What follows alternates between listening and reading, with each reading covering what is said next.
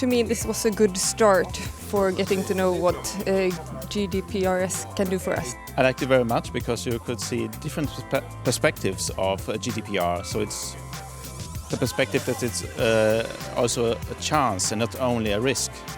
How can we establish trust with the customer, and how can they also experience that trust?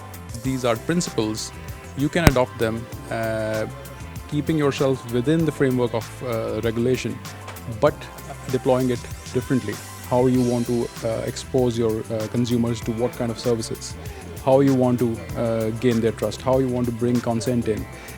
How do we bring the information to those that actually have the right to the data? Because it's the citizens, the consumers, or the employees, for instance.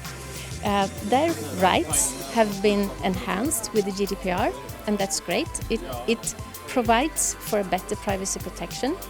But how do we do this in practice? I think that's the next challenge.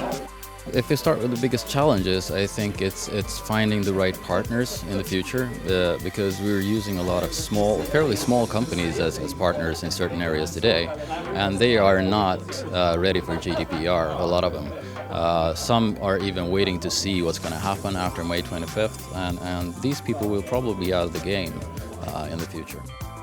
You're going to be in a situation where you have to have the engineers on board. They have to understand the deep technical consequences of privacy. The lawyers have to understand the consequences of the engineering solutions. So in some respects, I mean, this is a very encompassing, holistic thing.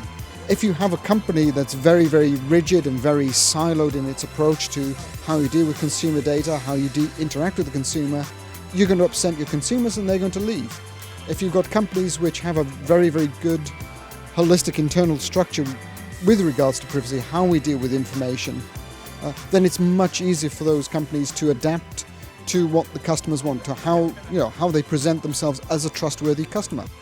I think I've been looking at it more from a rules, compliance, difficult thing, and now with this business opportunity, and really the thing with trust, which is something that I think it will build on. I mean, if you trust the company, then you will give consent. If you don't trust, then you will not.